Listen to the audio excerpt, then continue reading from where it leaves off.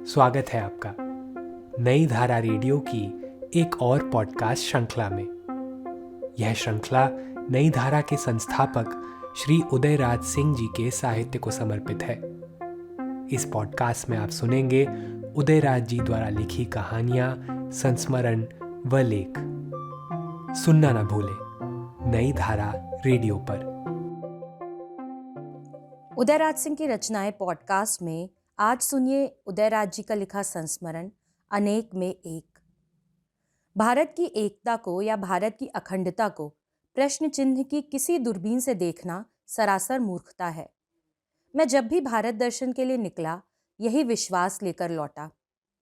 आज जब भी ये बात उठाई जाती है कि भारत की एकता पर खतरा है, भारत की अखंडता को ये चुनौती स्वीकार करनी होगी, तो मुझे इस शेर की एक कड़ी सहसा याद आ जाती है। हंसी आ रही है तेरी सादगी पर। भारत को एक यहाँ के राजनेताओं ने नहीं किया है, न यही सत्य है कि अंग्रेजी राज ने इसे एक सूत्र में बांधा। ये देश तो एक करके ही प्रकृति द्वारा निर्मित हुआ। क्या यहाँ की भौगोलिक सीमाएं इस सत्य को उजागर नहीं करती?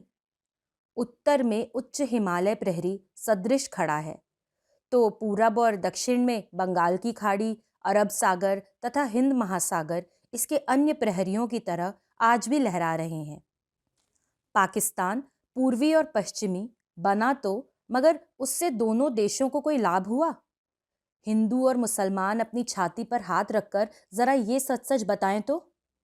मेरी अभी एक उच्च मुसलमान पुलिस अधिकारी से भेंट हुई थी हैदराबाद में, जहां मैं अभी अभी अपनी बेटी के यहाँ गया था।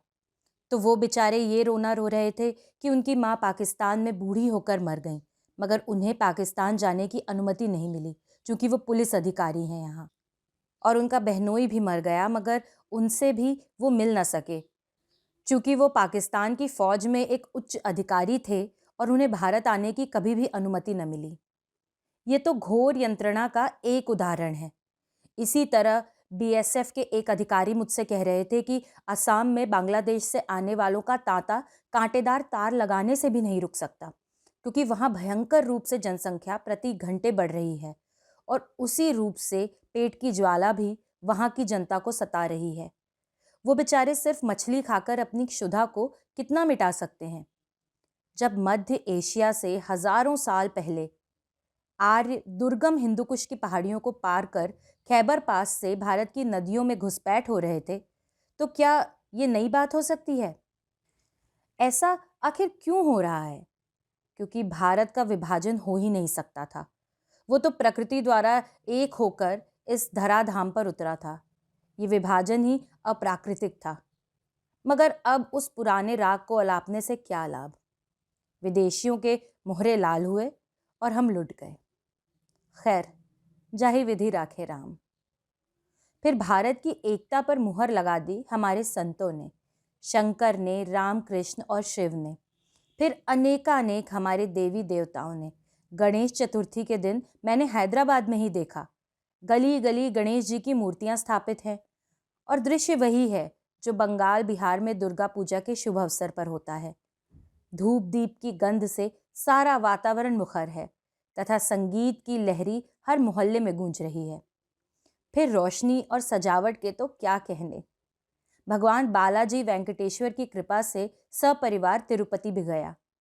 मैं रॉयल सीमा एक्सप्रेस से हैदराबाद से तिरुपति की ओर बढ़ रहा हूँ और मेरी पत्नी कह रही है, उत्तर भारत की तरह यहाँ भी खपड़ापोश गांव हैं, वैसे ही खेत मेड़ों से विभाजित। उनमें सर्वत्र धान लहरा रहे हैं और किसान वही कंधे पर हल लटकाए भैंसों को हाँकते हुए परती खेतों की ओर बढ़ रहे हैं। और कहीं एक टोली भेड़ों की खेतों में खाद के लिए बैठाई गई है। और जहां कहीं हरिजन बस्ती मिली तो वही फूस की झोपड़ी, वही गरीबी का नग्न नृत्य देख रहा हूं। सचमुच सारा भारत एक ही है, खेती के वही तरीके, मकान बनाने के वही सलीके। मैं उत्तर देता हूं, इसमें भी कोई शक है? भारत तो एक ही है। सारे देश से आए लोग भगवान वेंकटेश्वर के दर्शन के लिए उतावले हो रहे हैं और घंटों लाइन में खड़े हैं सिर्फ एक बार दर्शन कर लेने के लिए। राजा रंग फकीर भगवान के दरबार में एक ही लाइन में खड़े हैं, बच्चे भी बूढ़े भी। श्रद्धा ऐसी गहरी कि सभी को न अपने मान सम्मान का ख्याल है और न शारीरिक श्रम का। दर्शन कर सभी हुंडी में यथाशक्ति रुपए, गहने, हीरे जवाहरात डालते चले जाते हैं। किसान धान, चावल, गेहूं, चना, चाहे जो खेत का अनाज हो, एक और तौला तौला कर चढ़ा रहे हैं। यही विश्वास है कि जितना चढ़ाओगे उसका दुगना आवेगा। भगवान की ऐसी ही कृपा होगी। विश्वास और आशा पर संसार चलता है। फिर बाहर औरत मर्द चाहे जिस देश के हों, जिस राज्य के हों, जिस धर्म के हों, जिस जाति के हों, अपना मुंडन कराकर अपने बाल श्रद्धा स्वरूप वहां छोड़ देते हैं। तो मैं कैसे कहूं कि भारत एक नहीं है, भारत की अखंडता पर खतरा है? पंजाब की समा हो या आसाम की समस्या हो, ये सब राजनीतिक करिश्मे हैं, विदेशियों के मोहरे हैं, हमारी कमजोरियों से फायदा उठाना चाहते हैं। इसमें कोई तत्व नहीं। अखबार नवीसों ने किस्सा तूल किया है। सरकार ने अपनी कमजोरी का एक बार फिर अपना नमूना पेश किया है। जब आपकी सीमा सुरक्षित न रहेगी तो तस्करी बढ़ेगी ही, घुसपैठिए आएंगे ही। जो भारत की जर पर नजर लगाए बैठे हैं वो उसे लूटेंगे ही। हमारे प्रधानमंत्री ने सीमा पर सुरक्षा को जरा सुदृढ़ किया और इधर अमृतसर तथा दिल्ली के सोने के बाजार में तहलका मच गया। हमारे एक दिल्ली के प्रसिद्ध सोने के व्यापारी ने हैदराबाद से लौटते मेरे दिल्ली के अति क्षणिक प्रवास काल में मुझसे शिकायत की, भाई साहब बाजार की हालत बहुत खराब है। पाकिस्तान में 1300 रुपये भरी सोना है और हमारे यहाँ 2100 रुपये भरी। अब तो सीमा पर कड़े पहरे से सोने के बिस्कुट नहीं पहुंच रहे हैं। सोने का भाव आसमान चूमने जा रहा है और हम तो बेमौत मरने जा रहे हैं। खोज जुआड़ी अपनी चाल में मन ही मन हंस रहा हूँ। दक्षिण में जहाँ कहीं भी मैं गया सभी हिंदी बोलते और समझते हैं। टूटी फूटी ही सही, मगर आम जनता भी हिंदी से अनभिज्ञ नहीं है। मेरा नाती वहाँ क्लास 2 में पढ़ता है। देखा, हेमकुंट प्रेस दिल्ली की हिंदी की किताब सभी बच्चे पढ़ रहे हैं, तेलुगु, तमिल, कन्नड़, मलयाली भाषी भी।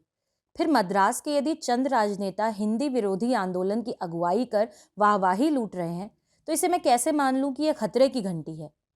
मेरी पत्रिका नई धारा में मुख्यतः दक्षिण भारत के लेखक लेखिकाएं अपनी रचनाएं भेजते हैं और दक्षिण भारत में नई धारा की खपत उत्तर भारत से ज़्यादा है।